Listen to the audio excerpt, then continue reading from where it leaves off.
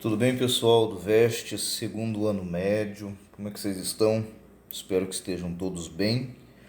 E nós vamos dar sequência através aí das videoaulas para dar um apoio, dar continuidade nos nossos conteúdos. Então, sugestão a vocês é que estejam com a apostila em mãos. Esse vídeo, é claro, ele é gravado para vocês, segundo ano do colégio, porque eu não coloquei os exercícios aqui na folha. Então vocês vão precisar da apostila para poder estar acompanhando os exercícios. Os enunciados eu vou estar lendo e vocês vão acompanhando aí. A nossa aula vai lá para o livro 2, né, o seu capítulo de número 5, onde a gente vai dar sequência ao estudo das PGs, das progressões geométricas, ok? Nós já falamos sobre PA, a progressão aritmética, nós também já falamos bastante coisas sobre as PGs, as progressões geométricas, e hoje a gente dá continuidade e especificamente o que nós vamos abordar nessa aula. Nós vamos abordar a questão do produto dos termos equidistantes, isso a gente já comentou anteriormente, a gente vai dar uma revisada nisso no caso, e o que vai aparecer de novo nessa questão das PGs é o produto dos N primeiros termos. A gente sabia fazer a soma, né, dos primeiros termos, etc., lá com a PA, etc. E agora a gente também vai saber fazer o produto, né, o resultado da multiplicação. E depois a gente vai entrar na questão da fração geratriz. É uma das maneiras de se encontrar a fração geratriz. E depois a gente vai falar um pouquinho sobre juros compostos, ok? Então esse é o tema da nossa aula de hoje. Então vamos começar, pessoal. Algumas coisas nós já vimos, outras a gente vai estar vendo a partir de hoje. Então começando aqui, ó. Produto dos termos equidistantes. Então isso aqui a gente já havia visto, só para recapitular um conceito, né, muito útil por sinal. Tem uma PG aqui no caso, formada pelos números 3, 9, 27, 81, 243. É uma PG aqui no caso com 5 termos. Temos o A1, A2, o A3, o A4 e o A5.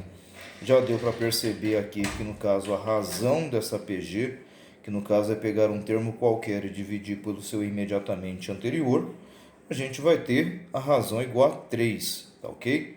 Então, o que é essa ideia dos termos equidistantes? Por exemplo, se eu pegar o elemento aqui da posição do A1 e multiplicar ele pelo elemento da posição do A5, é sempre o mesmo resultado do que pegar termos que estejam equidistantes dos extremos. Por exemplo, o 9, que está a uma unidade, né, uma posição, melhor dizendo, à frente desse extremo, e o 81, que está a uma posição à frente desse outro extremo aqui, ó. Então eles são equidistantes dos extremos.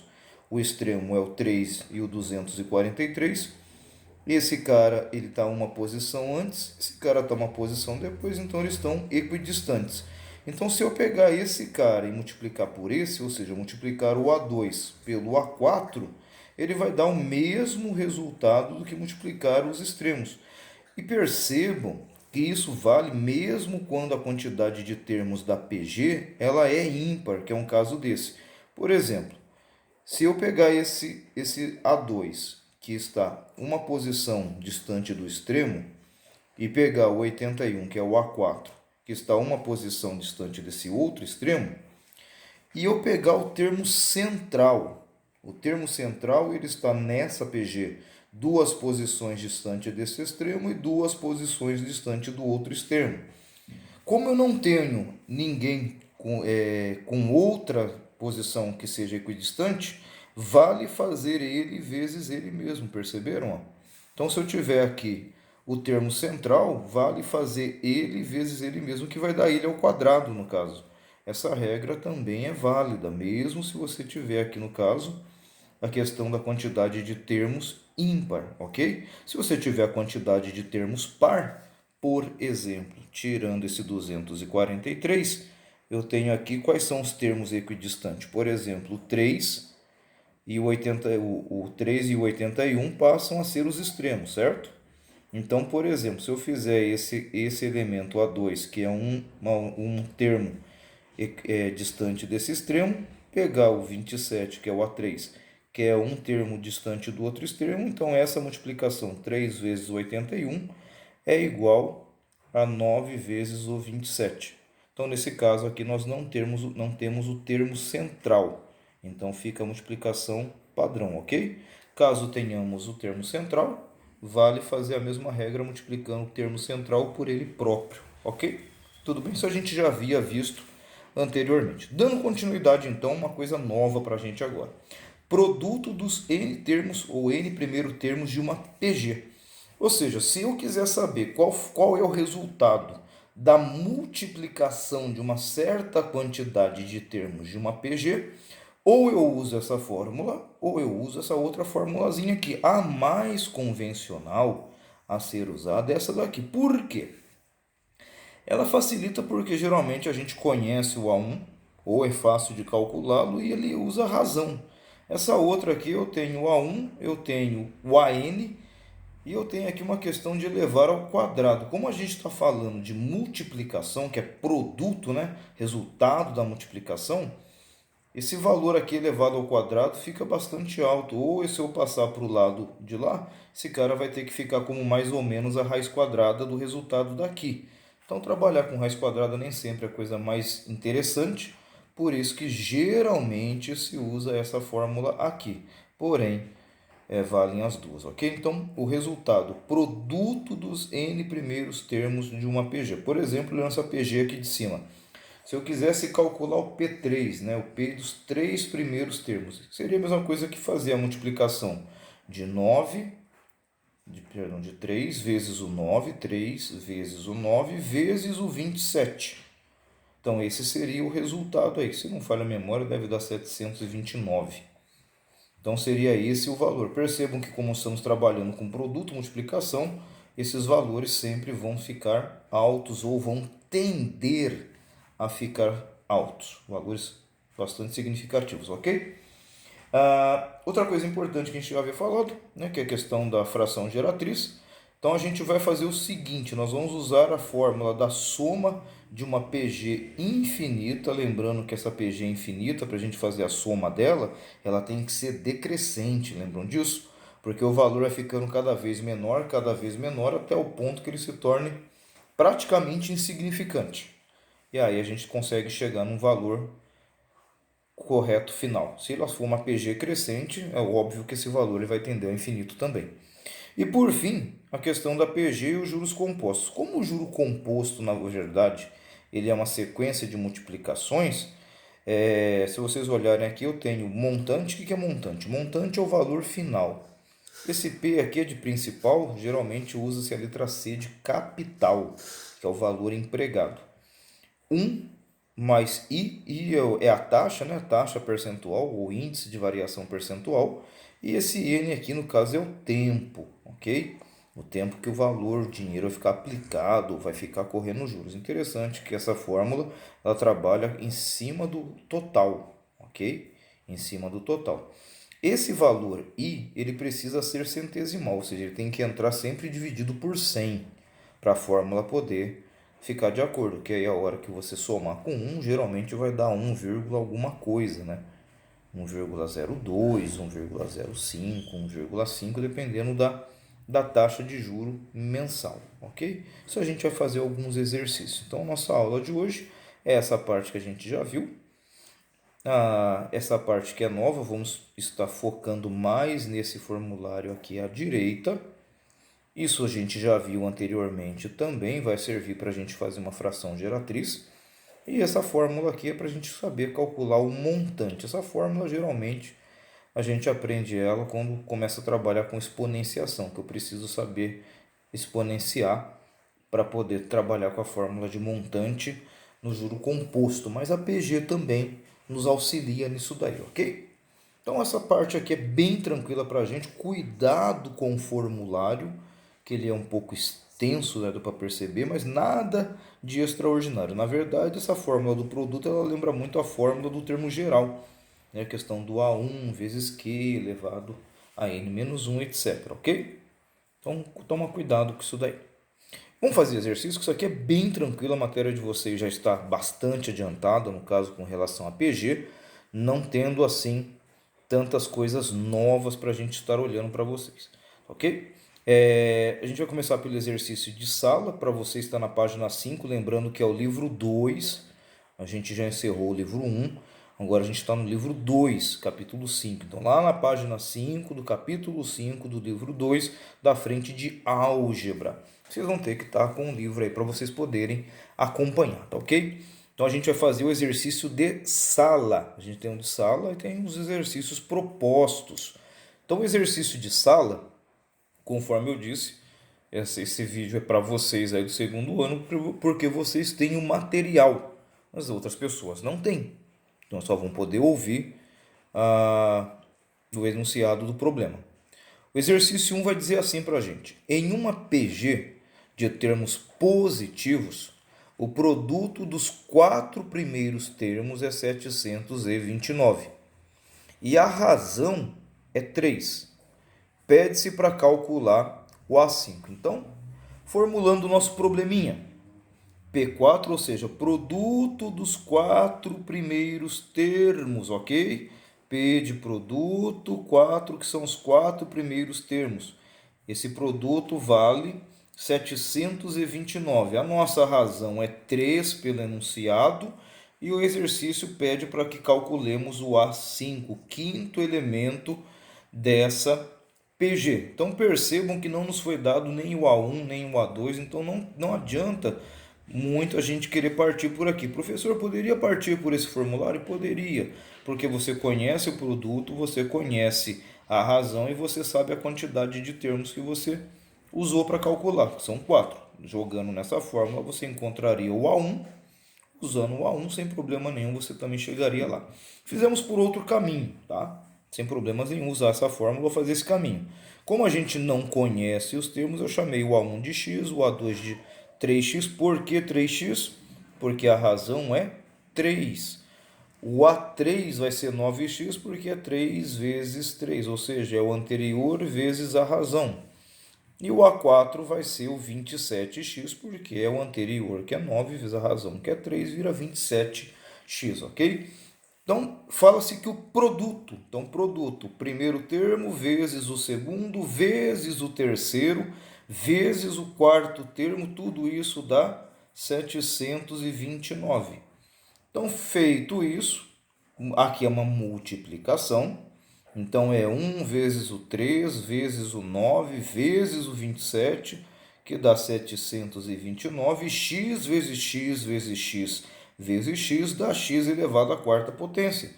Passo esse cara para lá dividindo, isso aqui automaticamente vai dar 1. Passo o expoente 4 para lá na forma de raiz, que está faltando raiz quarta aqui, ok, agora corrigido. Lembrando que se o expoente é par mais ou menos, porém o enunciado fala de termos positivos. A raiz quarta de 1 é 1. Então, o meu x, que é o meu próprio A1, perceberam? Vale 1. Pronto, agora não precisava nem fazer grandes cálculos, era só multiplicar esses caras por 3 e encontraríamos os respectivos valores. Porém, eu usei a fórmula tradicional aqui do termo geral da PG.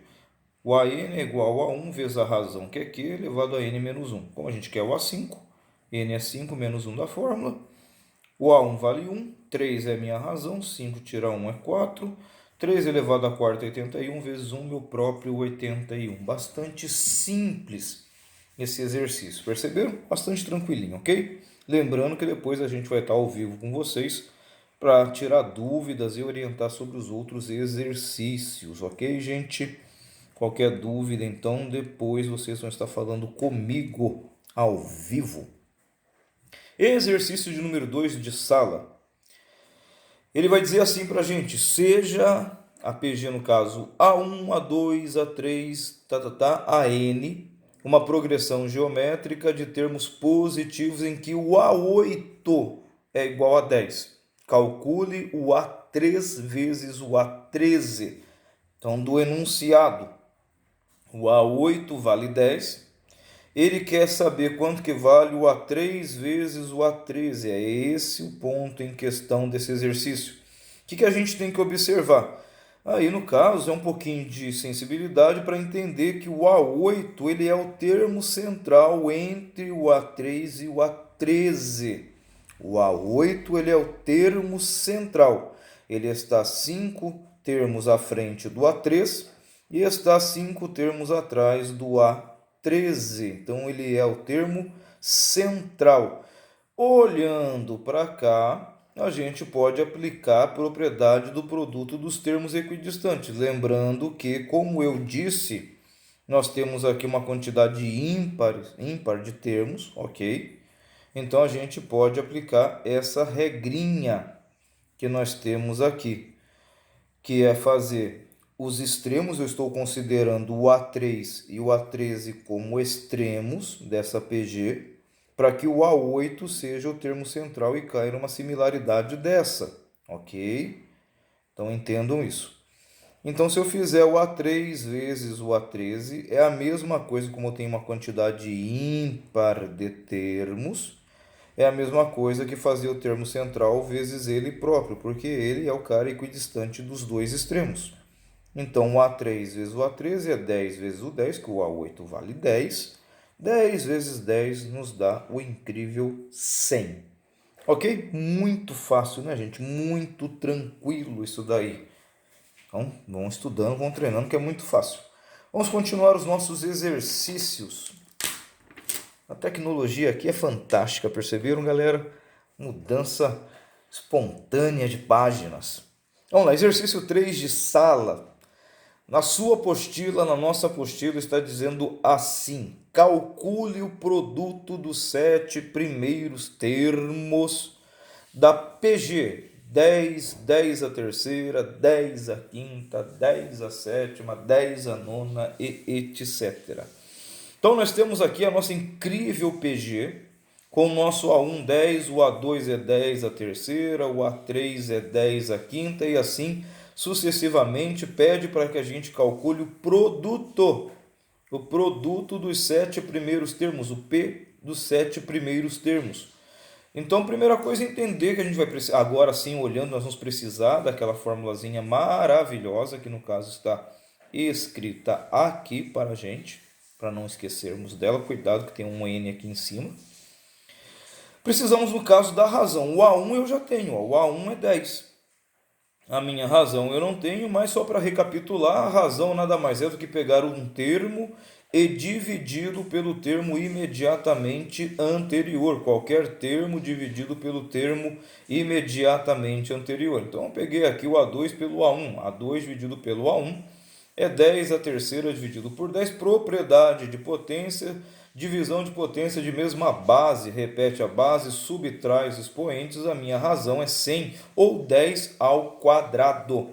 Perfeito? Substituindo os valores na fórmula para calcular o produto dos 7 primeiros termos, nós vamos ter o seguinte: o formulário A1 elevado à enésima potência vezes a razão elevado a n vezes n menos 1 sobre 2.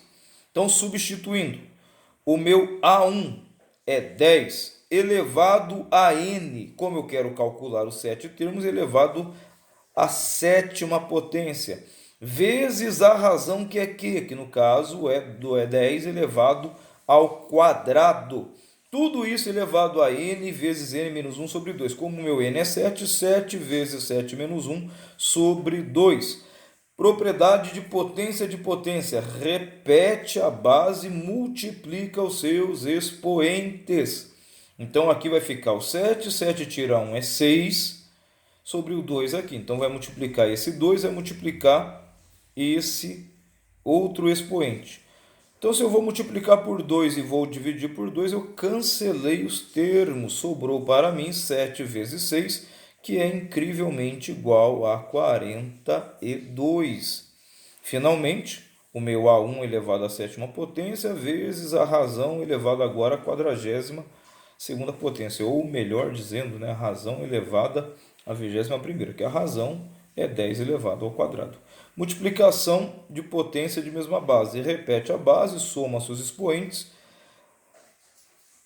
a produto dos 7 primeiros elementos vai ser igual a 10 elevado à 49ª potência. E para lembrar um pouquinho de potenciação, isso equivale a colocar o número 1 e colocar 49 zeros. Nós não vamos fazer isso, nós vamos deixar na forma de potência. É mais sábio fazer desse jeito. Ok? Tudo bem, gente? Acompanhando comigo? Então vamos lá, exercício número 4 ainda de sala, para a gente ir fechando os exercícios de sala. Nós temos o seguinte enunciado: obtenha a geratriz da dízima, né, uma dízima periódica, 1,2313131 etc. Só que ele quer que a gente faça isso não utilizando aquela famosa fórmula do IAP menos IA 9 vezes 0. Ele quer que a gente utilize a questão da PG. Então a primeira coisa para a gente lembrar, nossa dízima periódica está aqui, 1,2313131. Só para recapitular, o que nós temos antes da vírgula é chamado de parte inteira. O que não repete na dízima periódica, depois da vírgula, na parte decimal, a gente chama isso de anteperíodo. Alguns escrevem anteperíodo ou não periódico também. E o período é aquele número ou números, né, algarismos, que no caso aqui é o 31 que repete. É um número composto por dois algarismos diferentes. Esse aqui é o 3 e o 1. Lembrando que isso aqui não tem nada a ver com dízima simples e composta. O que determina que se a dízima é simples ou composta é ter ou não o anteperíodo, ok? Não é o fato de o número do período ser feito por 1 ou 2 ou 3 algarismos que vai determinar isso. A dízima é simples ou ela é composta quando ela tem ou não um anteperíodo. Por exemplo, essa aqui tem o anteperíodo, então ela é uma dízima composta. Se ela não tivesse o anteperíodo, fosse só 1,3131, ela era uma dízima periódica simples, ok? Até aí? Pede para a gente determinar a incrível fração geratriz disso daí. Como é que a gente determina? A primeira coisa é decompor esse número numa soma, lá do ensino fundamental 1. Esse cara é 1, que é a parte inteira, mais 0,2, que é a parte do primeiro décimos, né? 2 décimos. E a partir daqui, ele é, o primeiro 31 é 0,031, porque eu já usei a parte inteira e já usei a casa dos décimos. Agora eu estou nos centésimos, milésimos. E depois o próximo número vai ser 0,00031, porque se eu somar isso aqui tudo, eu vou recompor esse número, tá ok? Estarei formando ele mais uma vez. A decomposição em fatores para soma, né? No caso fatorial, no caso parcelas. A partir do período, percebo que o período começa aqui no 31, né? Que na verdade é o 0,031, que está aqui, ó. Esse cara é o meu A1. A partir dele, os próximos vão ser A2, o A3, o A4. Isso aqui é uma dízima periódica, isso aqui é infinito, então ele é uma PG infinita. E eu não preciso fazer nem tantas coisas como eu fiz aqui. É mais para vocês e eu podermos identificar, ok? Então isso daqui não faz parte da PG, isso aqui é a parte inteira, isso aqui é o anteperíodo. A minha PG sempre estará localizada no período. Ficou claro isso? Parte inteira e anteperíodo, quando ele aparecer, não fazem parte da fração geratriz, quer dizer, não faz parte da PG. O que faz parte da PG é a partir do período, ok? Por isso que a gente separou para tornar mais visível isso daí. Então, a minha razão na PG, tá? Esquece aqui por enquanto, olha para cá. É sempre pegar o termo e dividir ele pelo termo imediatamente anterior, fazendo essa divisão, dá 1 centésimo ou 0,01, que é 1 centésimo, ok? Essa é a minha razão. A gente pode fazer agora a soma de todos esses valores, lembrando que se isso daqui é infinito, eu tenho que fazer a soma de uma PG infinita, que é essa formulazinha, A1 sobre 1 menos a razão. Então, o que a gente faz? Vamos refazer essa soma, só que agora usando, conforme o enunciado pede, usando a soma da PG infinita. Lembrando que isso aqui é decrescente, a gente pode fazer isso. Então, como é que ficaria? Eu somei aqui, ó, 1 mais 0,2, dá 1,2. Isso aqui é a minha parte inteira, meu anteperíodo, ok? A partir daqui é minha PG, eu vou somá-la. O meu A1 é 0,031 sobre 1 menos a razão, que é 0,1. Então, fazendo essa incrível operação matemática, em cima ficou 0,031 e aqui embaixo ficou 0,99. 1 tira 0,1 dá 0,99. E aí estamos com um problema. Por quê? Porque a gente está cheio de vírgula e temos um problema mais grave aqui, que é uma fração com vírgula. Isso não é legal. Nós vamos sumir com essas vírgulas. Como que eu faço isso? Olha que fácil. Olha que fácil. Se eu olhar o numerador, eu vejo que ele tem 3 casas decimais. Quando eu olho para o denominador, eu vejo que tem 2 casas decimais. Então, eu vou multiplicar em cima e embaixo por 1000. Por que por 1000? Porque o número que tem a maior quantidade de casas decimais é o numerador, ele tem 3 casas. Quando eu multiplico por 1000, eu faço essa vírgula se deslocar para a direita 3 casas decimais, porque o 1000 é composto por 3 zeros, ok? E isso vai valer em cima e embaixo. Por que tem que fazer em cima e embaixo? Porque se eu não fizer em cima e não fizer embaixo, eu estou alterando a fração. Eu vou fazer, basicamente, agora a transformação desse cara, que seria T1 aqui embaixo, e multiplicar em cima e embaixo por 10, para que suma esse problema da vírgula, ok? Então, esse cara vai virar 12, embaixo fica 10, que 1,2 é a mesma coisa que 12 décimos, e aqui em cima, multiplicado por 1000, sumiu, pirilim pim pim, sumiu para mim. Sumiu a vírgula de cima, sumiu a vírgula de baixo. É claro que aqui embaixo, como eu tinha 2 casas decimais, eu tive que multiplicar por 1000, que tem que ser igual em cima e embaixo. Eu precisei acrescentar um zero, porque andou 1, 2, 3 casas decimais embaixo. Cuidado com isso, senão você erra. Pronto, não temos mais o problema com a vírgula aqui que nós fazemos. Simplesmente agora a gente vai, tira o MMC, divide pelo de baixo, multiplica pelo de cima, arrumamos a fração.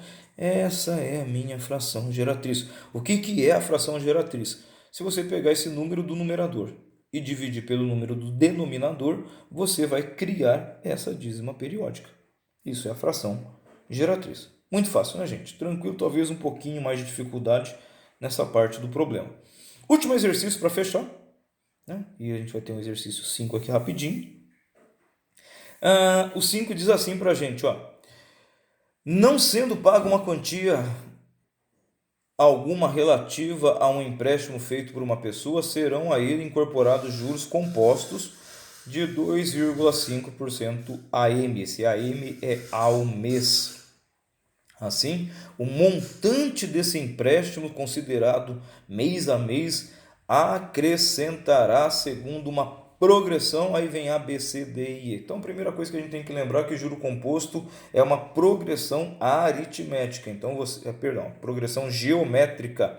Então, você vai eliminar as progressões aritméticas. Elimina a letra A, elimina a letra C, elimina a letra E. Sobrou para a gente a letra B e a letra D, que são as progressões geométricas. Aí só falta descobrir a razão. O que é a razão? Bom, a razão é esse pedacinho que a gente tem aqui, ó, da fórmula, que é aquele 1 mais i. Só que lembrando lá da nossa outra folha, que esse i ele tem que entrar dividido por 100.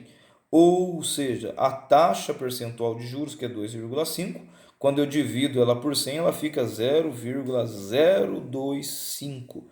Coloco no lugar do i, sempre dividido por 100, centesimal. Ok? Até aí? Somei. E isso daqui é a minha razão. Esse é o cara que vai ter que fazer. Lembrando que essa fórmula, é claro, ela tem o n aqui em cima, tá? Eu tirei ele, estou devolvendo ele aqui.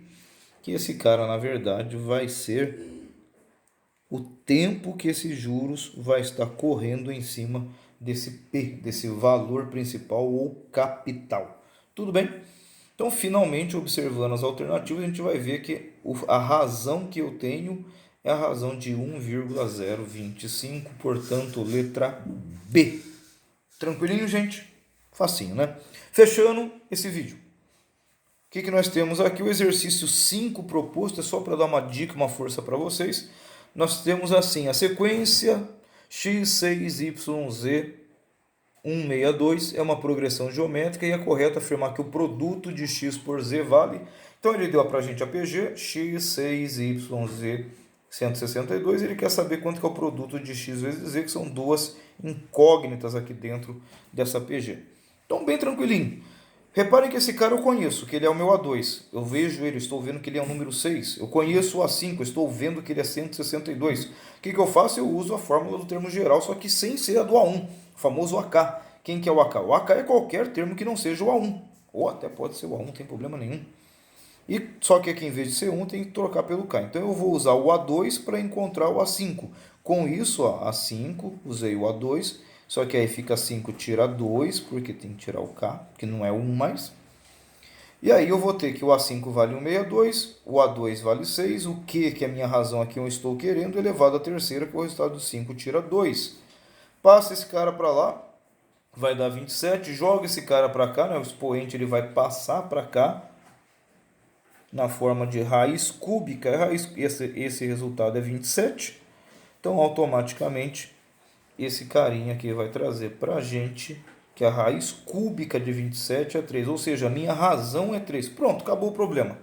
Se a minha razão é 3, eu não preciso nem fazer mais conta. O meu A2 não é 6? Quem multiplicado por 3 dá 6? É o 2, que é o meu x. 6, próximo multiplicado por 3, 18, que multiplicado por 3, 54, que multiplicado por 3, 162. Essa é a nossa incrível PG. E aqui eu vou ter finalmente o x vezes o z. X vale 2, z vale 54, 2 vezes 54, 108. Seria resultado da letra C. Pessoal, por hoje fica nisso daí. Eu vou estar ao vivo com vocês depois para tirar dúvidas e vou ficar à disposição para vocês fazerem os exercícios e tirarem dúvidas comigo depois, ok? Valeu, até a próxima. Tchau!